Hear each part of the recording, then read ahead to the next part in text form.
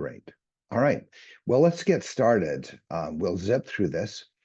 My focus at the Field Museum is on plan giving and major gifts. And it's just a really cool field. I love coming to work every day. And those of you who are probably involved in plan giving in one way or another uh, likely feel the very same way. But we'll come back to this question at the end of the presentation, but I'd like you to think about this. What motivates you to be where you are, to be engaged in nonprofits? I'm sure it's not for the salaries. But there are a lot of more lofty things that drive you to be. So anyway, think about that. And then as you put into the chat, introduce who you are, what your role is in your particular institution, and then also at some point put in there some thoughts about what motivates you. Also, you'll be able to put questions for me in the chat. We'll get to those as best we can. So here is the layout of the program. We're going to talk about what makes a strong plan giving program. We're going to do a few definitions. There are tons of instruments involved in plan giving and a lot of definitions. We're not going to dig too deeply into everything, but we will give you some definitions.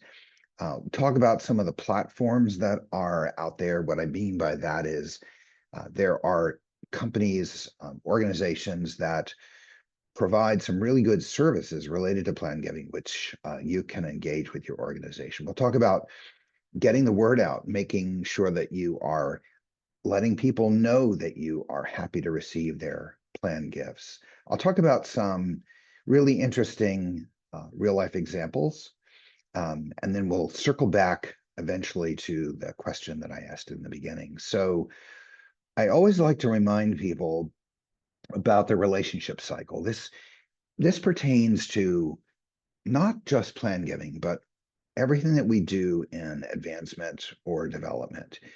There are lots of variations on this theme here, but the essence is after you've taken somebody through this process, you've identified them as a potential supporter, you've made some kind of introduction, or someone has, to your organization, you've qualified them as potential contributors to you. And in some cases, you even qualified sort of the level at which they might be, not always. Then you engage in that process of cultivation and engagement. Eventually, you get to the solicitation. Sometimes that happens in a very short period of time. I've had them major gift relationships form in as few as 11 weeks, and then some have taken years, 10 years or more. So, but eventually you get around to the solicitation. But the thing that I think is as important as anything else in this relationship cycle is the stewardship. And that can be defined very simply as making somebody feel good about what they've done with your organization, whether it is volunteering, giving an annual gift, giving a transformational gift. But we need to do a phenomenal job of making people feel good. Don't get the gift and then say thank you and then move on to somebody else. I'm sure there are tons of people in this audience who understand the importance of that. So we will weave stewardship in and out of this presentation, but I just wanted you to be aware of this. So I love this slide because annual gifts and major gifts have somewhat more clarity, particularly annual gifts. They're not complex. Major gifts obviously are a lot more complex. Planned gifts, on the other hand, can be a lot more complex and a lot cloudier. And a really good program embraces the confluence of all of these gifts. I think an organization that is not engaging in planned giving is making a mistake in a way. I realize that for some of us and our organizations, we need funds right away, especially in these times. We need funds to operate, but please do not forsake the engagement of planned giving in your program, even though you are looking at gifts that you may not see for a huge number of years. The organization will ultimately appreciate it because you will see some of the most remarkable gifts come from people who you don't think have enormous capacity. So we'll talk about that a little bit later. As I said, planned gifts are mostly long-term, although we'll talk about QCDs, which I consider to be a planned gift, a little bit later in the program. And they're mostly about the future, but again, focus on the stewardship. People who do major gifts and planned gifts do so because they have confidence in your organization, especially major gifts. They're not going to make a major gift to an organization that they feel might not be around, or that they don't feel is well run, or it doesn't resonate with their priorities. But creating that donor confidence is especially important about the future because most planned gifts are in the future. And I think you can find a way of talking about the impact of those gifts. Obviously, if somebody is making an estate plan for you and you might not see that gift for 10 or 20 years, it's a little challenging to talk about the impact, but I try to all the time when I'm talking about future gifts with individuals. I talk about the things that are happening now, and we kind of explore together the things that might happen in the future. So creating that confidence about those gifts in the future is really important. And this last point is very obvious, but sometimes we overlook it.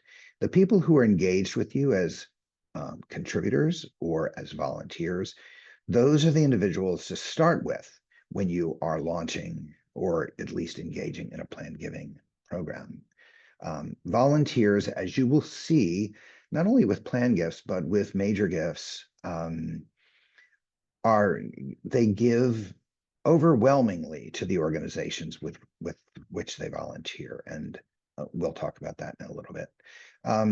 Recognition varies from institution to institution. You might put somebody's name on the wall for a room or a space or a building, or it could be a program, or we have curatorial positions that are endowed here at the Field Museum.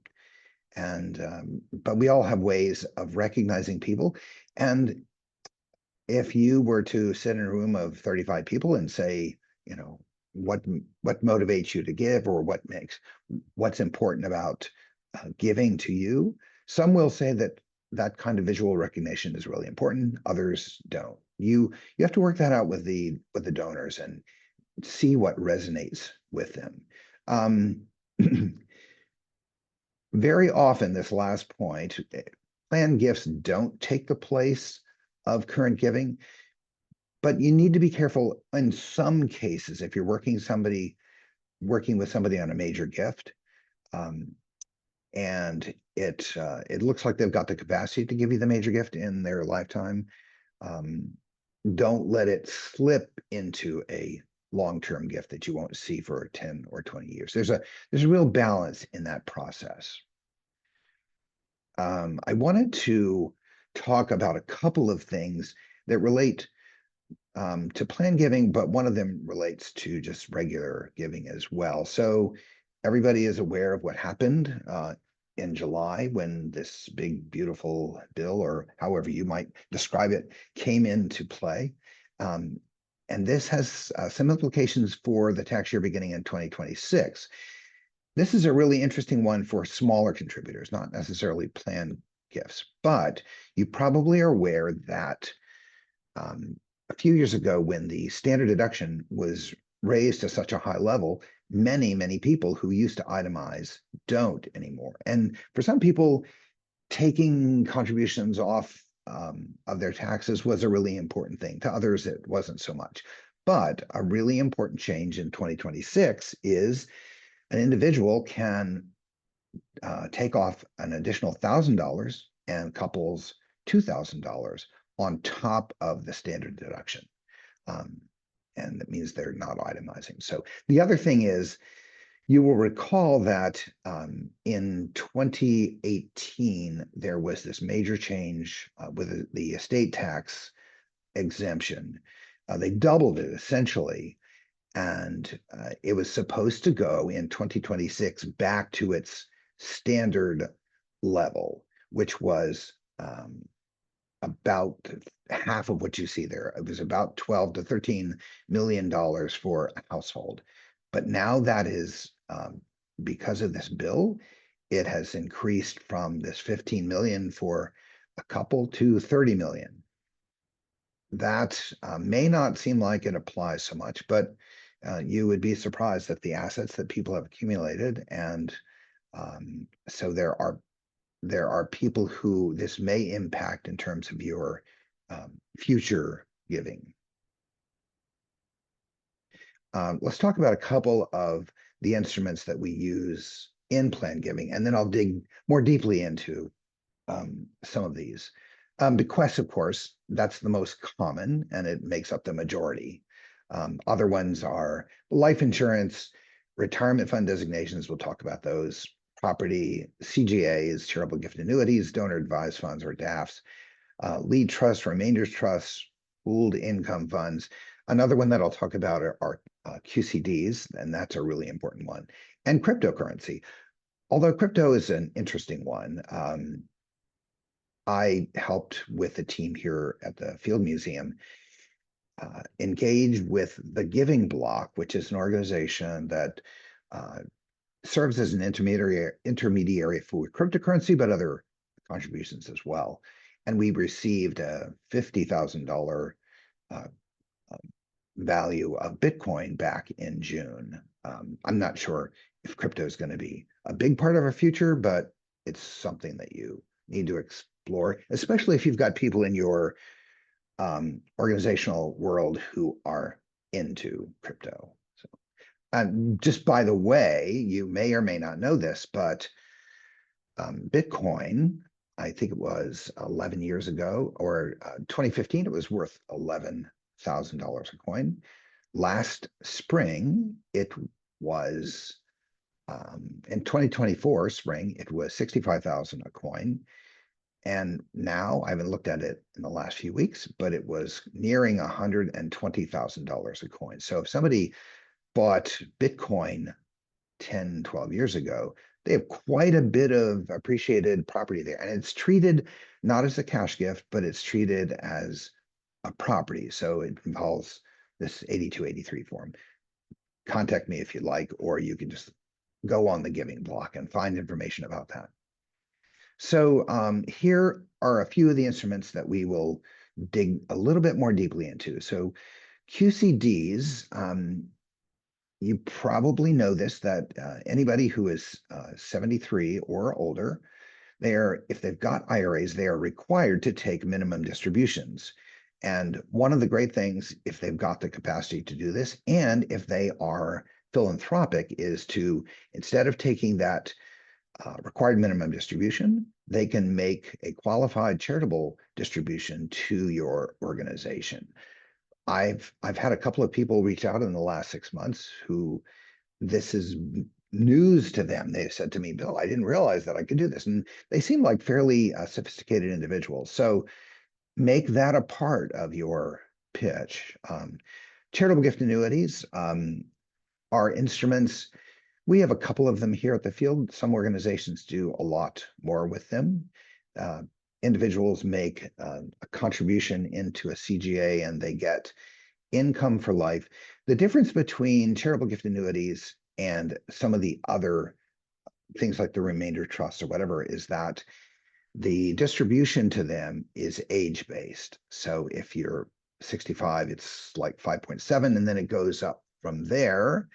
Somebody who is 80 years of age gets about 8% return. And then at the end of the term of the CGA or at the end of their life, because I can set them up either way, the principal comes back to you.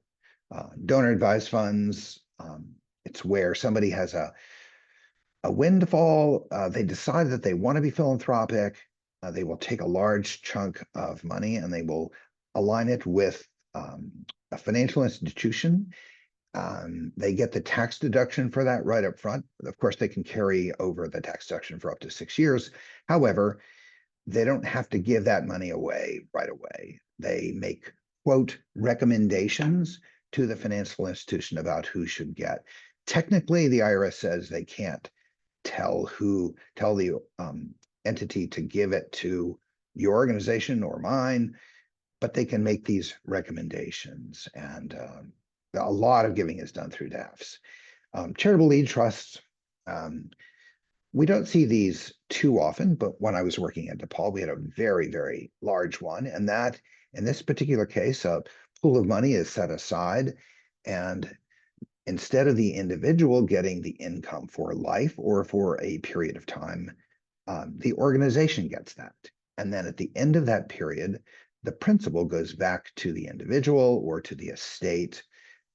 It's an interesting thing. If somebody's got a lot of money and they don't need it, but they want a tax deduction and they want to help your institution, the only downside to a charitable lead trust is that after that period of time, unlike a remainder trust where you keep the principal and you've got this money forever, your ownership in that trust ends at that time. Sometimes people will, in fact, decide to give it to you, but it's a rarity. And then the exact opposite of that is a charitable remainder trust. People don't do charitable remainder trusts for organizations for usually less than 100,000 or more. CGAs can be much smaller than that. But a charitable remainder trust is where the individual gives the money to you. They take the income for their lives or a period of time. And then at the end of that, it usually goes back to the organization. It doesn't typically pass through a secondary beneficiary, but sometimes that will happen as well. So I talked about plan giving platforms. So here at the Field Museum, I use Stelter, and I use them for communicating, and they also do the web pages that when you go into the Field Museum and you do planned giving, those pages are actually done by Stelter. They appear to be done by the Field Museum because they've got all of our verbiage and images, and we try to make it as how shall I say this, transparent as possible. But I like Stelter, and I do mailings through them. And then Free Will, we just engaged with this past year. We have a 2-year contract with them. And this is an organization that creates it. They have a will platform, and people can go on there at no cost and do a will. There's some language that offers them, quote, the opportunity to include your organization in there. And when you're communicating this, however, to your constituents, I think it's important to use the language, you may want to contact an attorney after you've used this as a launch point, because I think there are some states and some wills that are a lot more complex than others. And I would not want somebody to do something that is detrimental to their financial well-being. You should know, and you may know, that 68% of the people in the country, adults, do not have a will. So the opportunity for reaching out to constituents, I think, in talking about wills is really important. And then there are a number of others, including Pantera and Crescendo. So in terms of getting the word out about your program, the most logical thing, of course, is to talk to the people who are close to you, to board, to volunteers. We have gotten some of the most remarkable planned gifts from volunteers. And these have come from individuals that have been somewhat really minor contributors to the museum. when I first came, there was a person who had given her largest gift to us was $300. And she did, in fact, make provision in her estate plans for $250,000 because she didn't have family. But when I contacted her attorney after she passed away, the attorney said, your share is now 940,000, and you are one of 5 organizations that are sharing similar amounts. People were blown away because nobody imagined that this individual had those kinds of resources. So never make assumptions that people who are giving you small amounts of money don't have greater capacity, even though it may not show. Obviously, focus on donors from who are giving to you now or people who have given to you in the past, largely on people who are 45 and older. And then there are lots of different ways of getting the word out. We do all of these. We do surveys through Stelter. We put it on the website. We use our own newsletters. We do some things with social media. To people who are contributing, we will often talk about, there's a little thing at the bottom which indicates that they could let us know if we are included in their estate plans. We have not done the estate planning seminars since I've been here, but those we plan to, and those are often very good things. We have something called the Edward Ayr Society here, AYER. Edward Ayr, as you probably know, is the individual who in 1893 convinced Marshall Field to give the $1 million to establish the Field Museum. And then Field went on to make a huge revision in his estate plan, which built the building as you see it from the outside now. So we named the society the Ayr Society. What we try to do is give Ayr Society members the annual recognition. They show up in the annual report. If they want to be, they can also opt to be anonymous, but their names are listed there. We include them in invitations to certain events. We also, it's a fairly simple process here to become a member of the Ayr Society. You do not have to give us a copy of your will, although a lot of people do. But I have, and I'm happy to share this with you if you email me, we have what's called a non-binding estate gift confirmation form. And that allows the individual to say, I'm going to give you this amount, or I'm going to give you this percentage. This is how it's going to be. And I would like it to be used for X. Very often they say used where most needed. But that's all it requires. We require for somebody to be a member of the Ayr Society. And people can get in by making provisions in their estate plans, by doing a charitable gift annuity, or any of these other plan giving instruments that we've talked about. We talk about what difference people make here at the Field Museum, and we always articulate this sense of belonging, being a part of the mission. We talk about the impact of the giving, just like all of you do, and people who feel this sense of belonging, as you'll see in some later stats, are the most likely people to make provisions in their estate plans for you.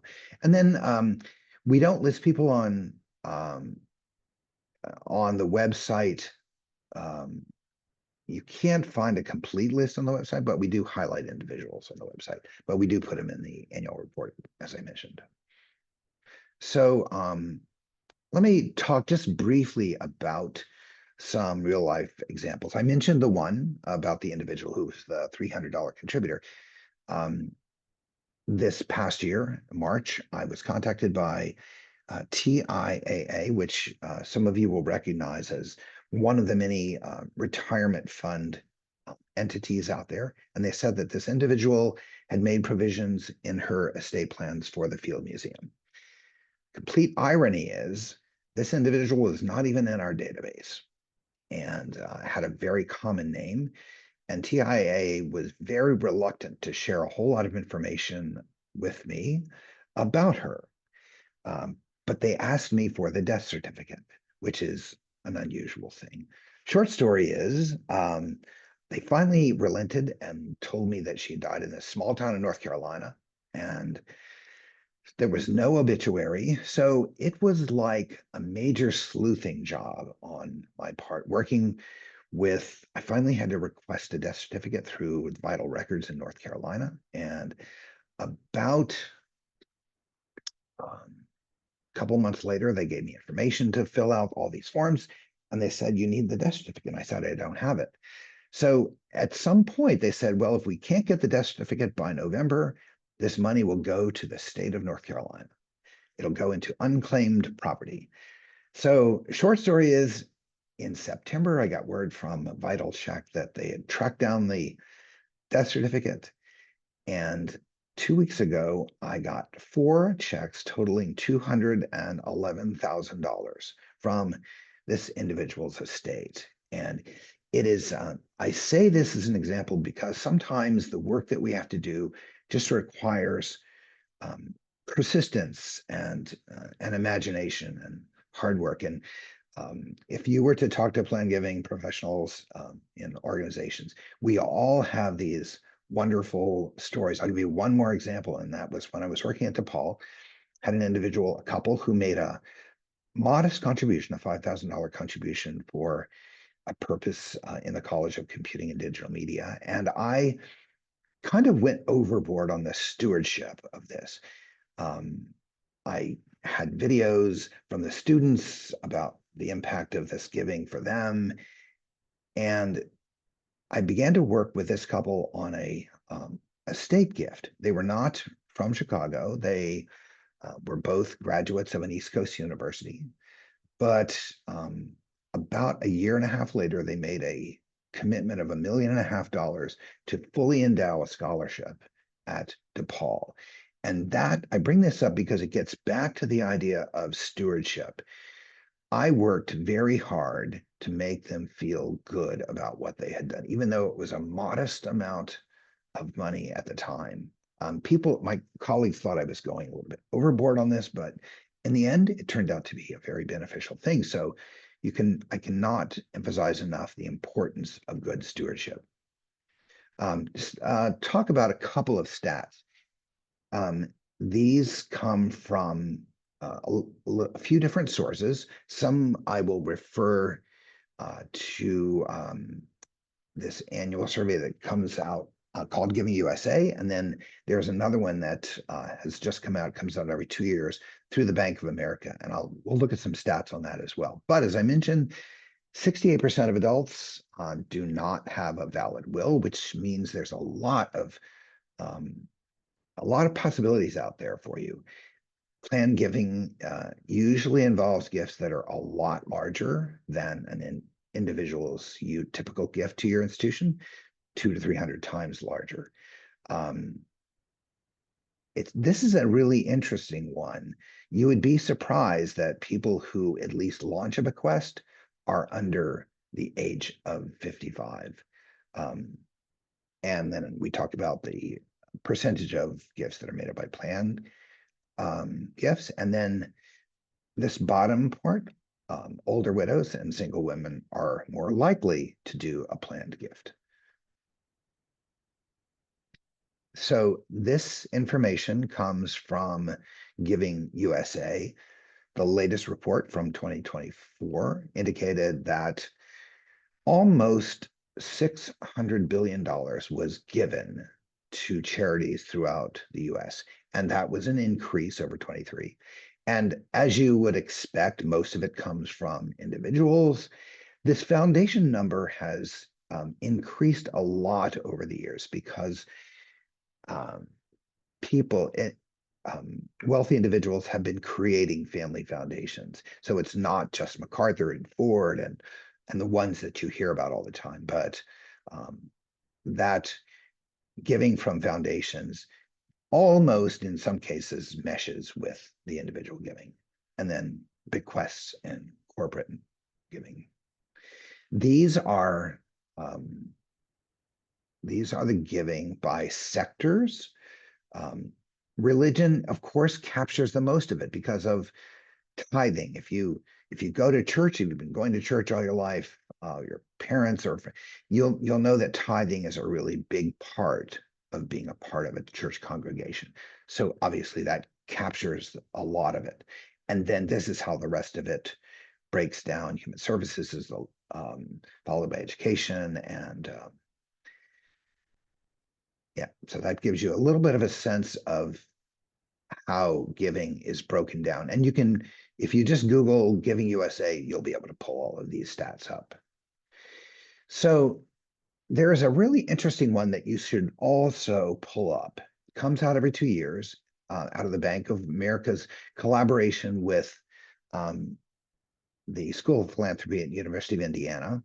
And I only have a couple of slides here because I didn't want to throw too much statistical information out there. But this gives you a sense of why people who are in this category give. By the way, the study focuses on high net worth individuals, that is, people who have assets of $1 million or more, or who have incomes of $200,000 or more.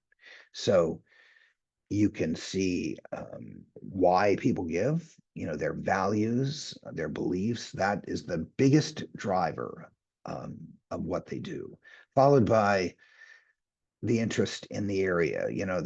They might really have a passion for the environment, or for human services, or for feeding people, or housing people, or culture. It doesn't really matter. That's the second biggest driver. More than half of them, however, give because they know somebody either who is a part of your organization, or who has benefited from the work that you have done. So that we all try to do that. We try to connect people. We know in the Chicago landscape, you often see, if you go to the orchestra or to another cultural event, my wife criticizes me all the time because the first thing I do is not look at the program. I go to the donor listing or the board listing, and you can see who's out there giving to the organizations. But very often we think, I know somebody, I know that person, or I know somebody who knows that person. And that is a really good pathway to giving to your organization. And then of course your reputation, what you do, and then the need of that particular area, that is a driver as well. Talked about volunteering. Again, this is a really important thing. The affluent households in this survey, 43% of them volunteered for the organizations that they supported most generously, compared to, believe it or not, the people who are not in the survey, and that the people who are in the Giving USA survey, which covers giving by everybody else. A smaller number of those individuals volunteer. So again, it drives the importance of volunteer, especially for high net giving. And then just a few other stats on this. Volunteers in this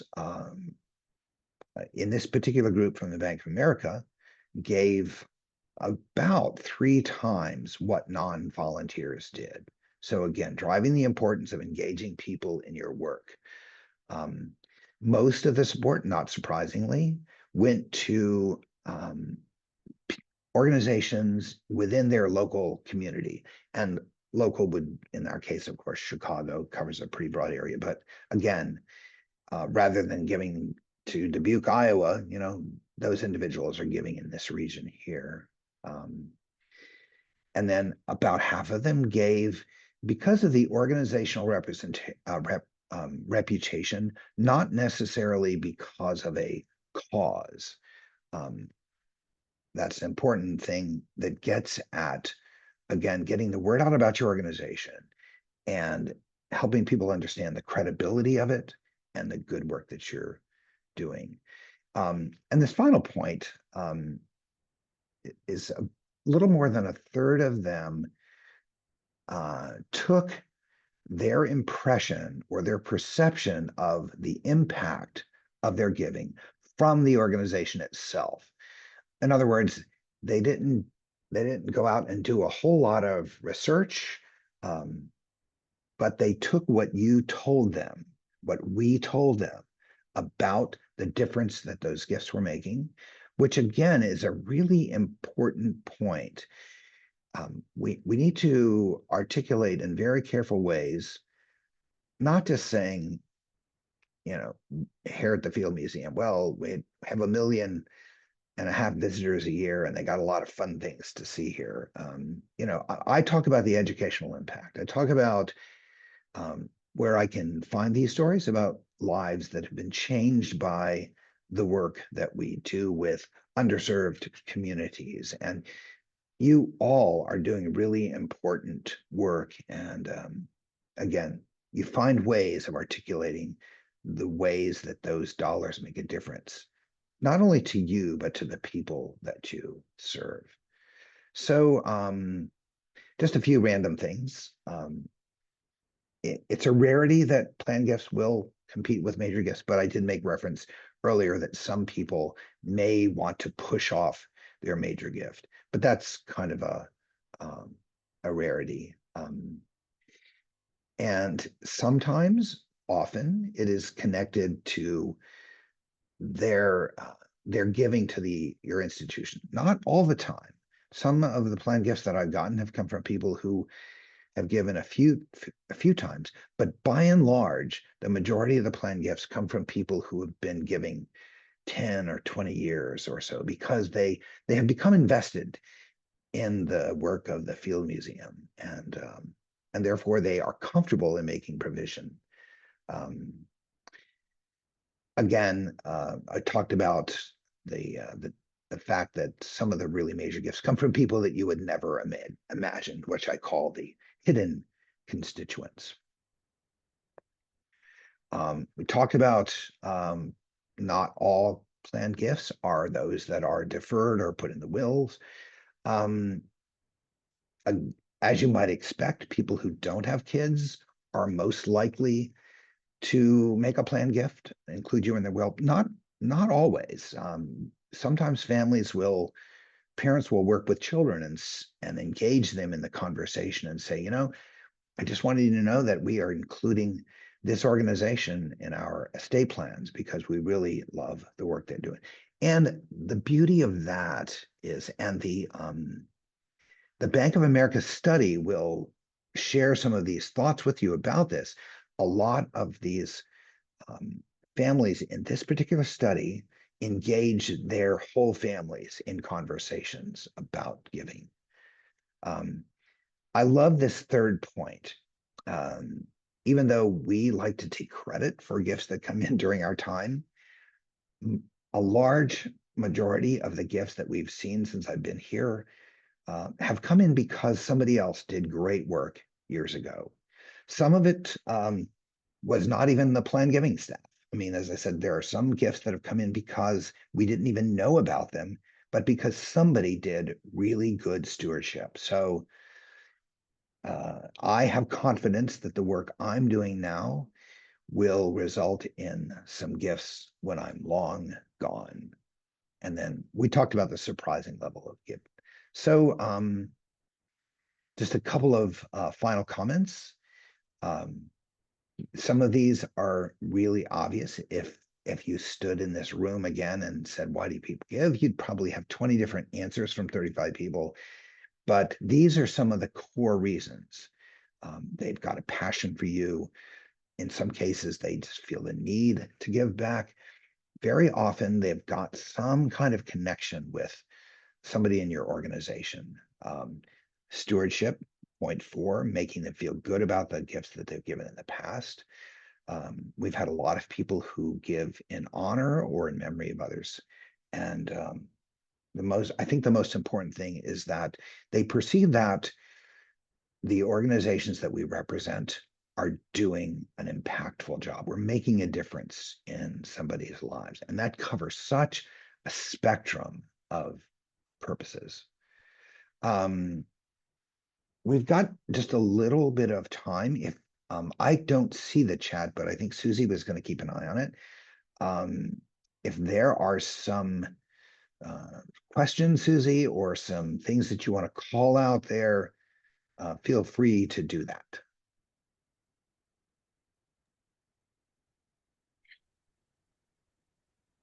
Linda, did you want to speak a little bit to the QCDs? You don't have to, but I will invite you. Yeah.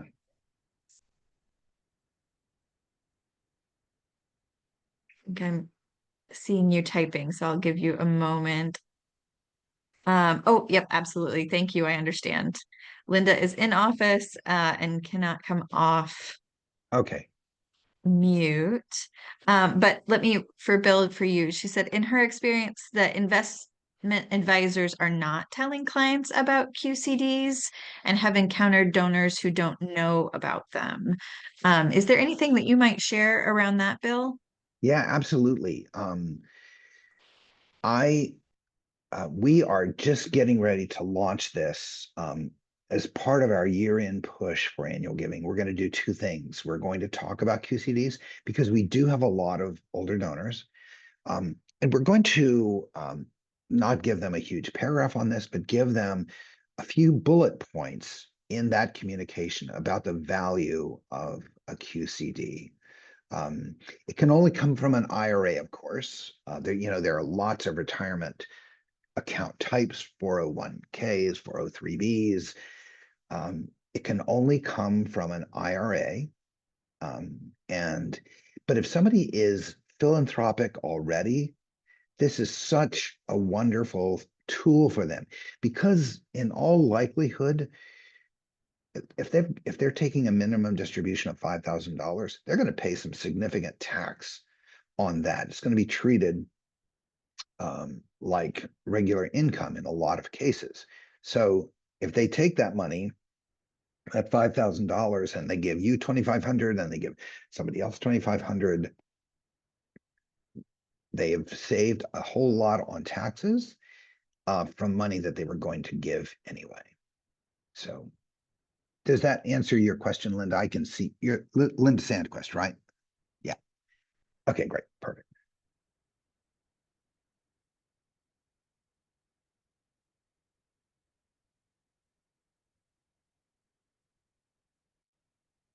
Anything else, Susie?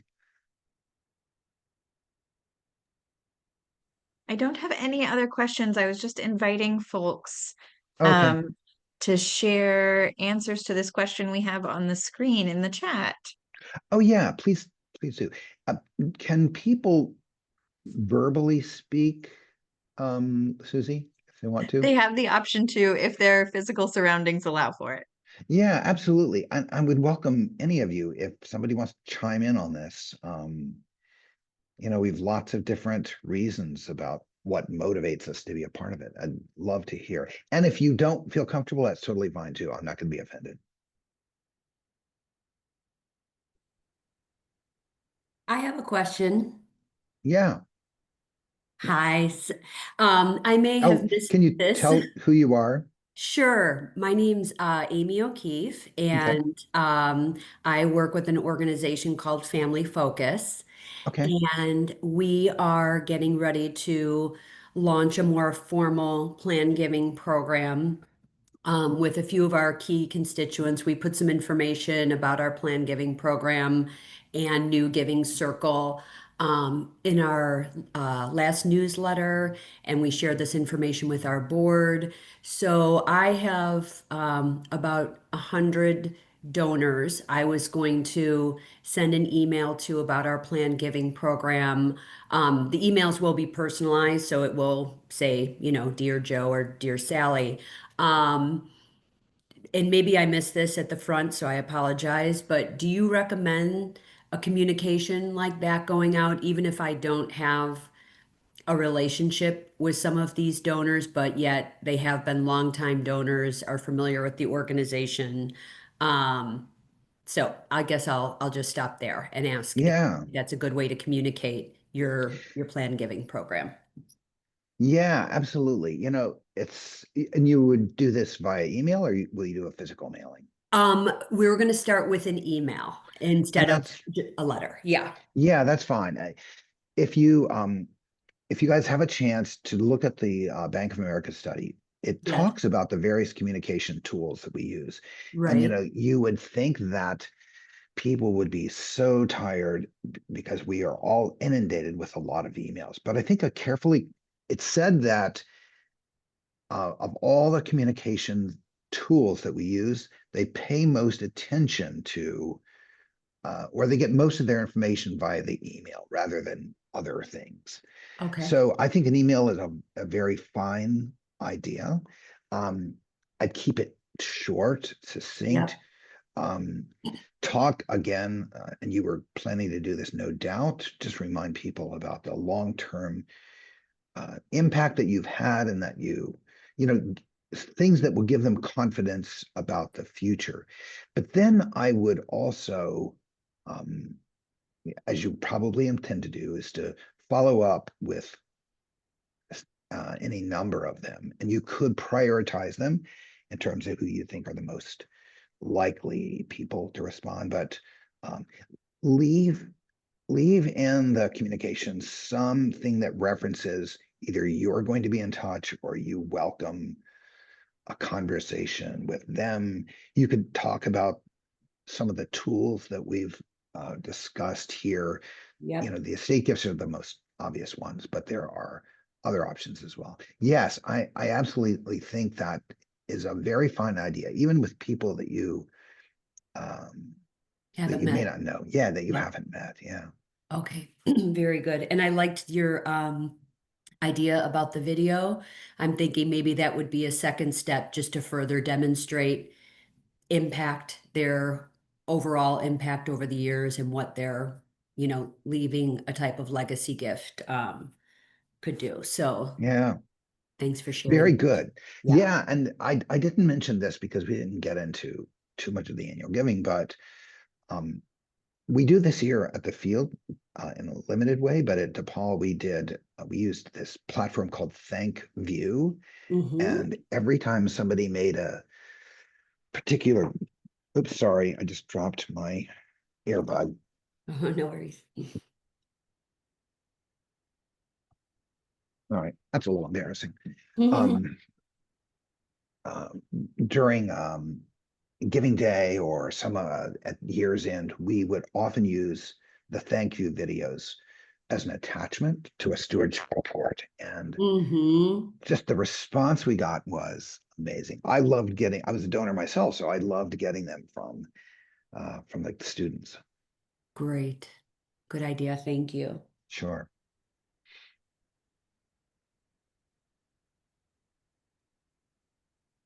Anybody want to be brave in the last few minutes and talk about why you're in the field? Mm-hmm. We have one in the chat that I will share from Yeah. Jessica. Says, I love leveraging the power of the philanthropic and private sectors to advance safety net work, especially with regard to mental health, which needs much more amplification to help end the stigma. Nice. Bill, I also shared in the chat, Forefront just so happens in the next couple of weeks to have an introduction to prospect research for individual donors workshop. Okay. That's at no cost. And we use a tool called iWave. Have you found it helpful to use tools, that one in particular or others, to learn more about individual donors as you're prepping for conversations?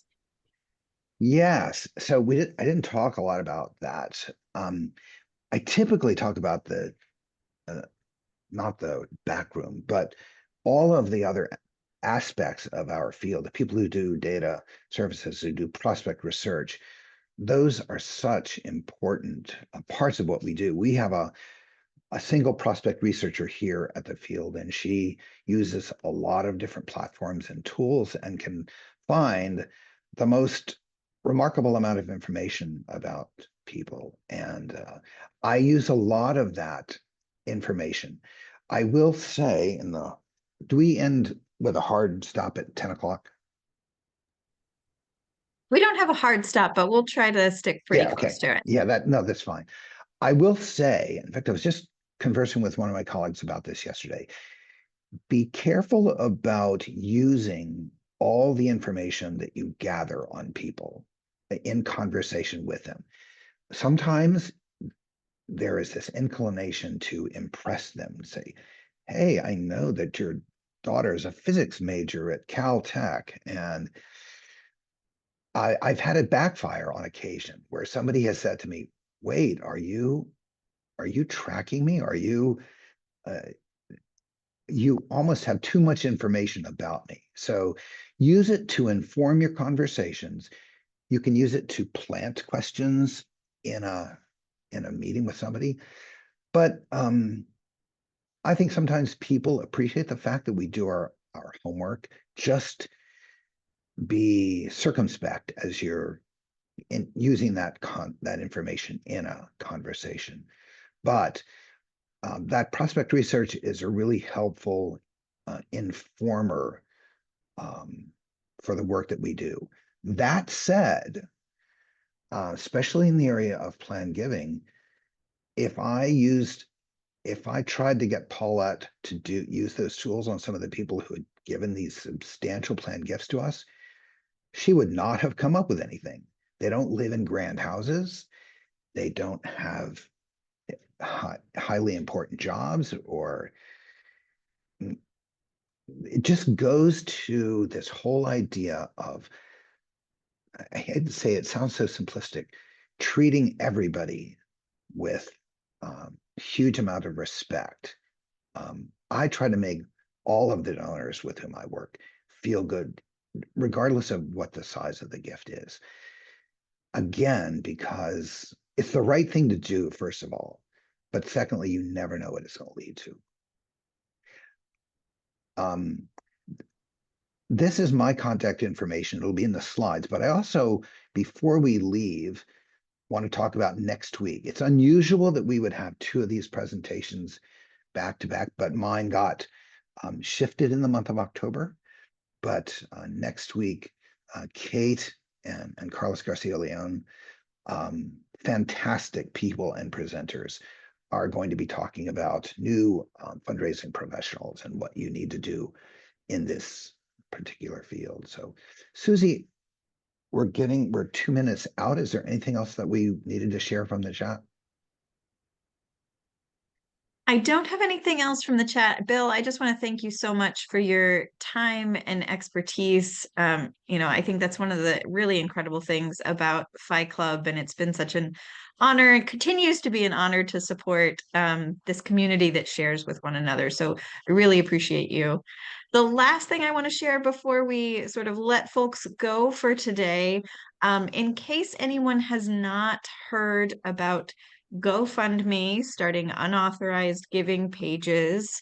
This happened a little over a week ago, and I wanted to share with folks the National Council of Nonprofits as well as Forefront directly have a statement about these unauthorized pages. And in the link that I'm sharing here, there are instructions to check and make sure if a page was claimed by someone that is not actually a member of your organization.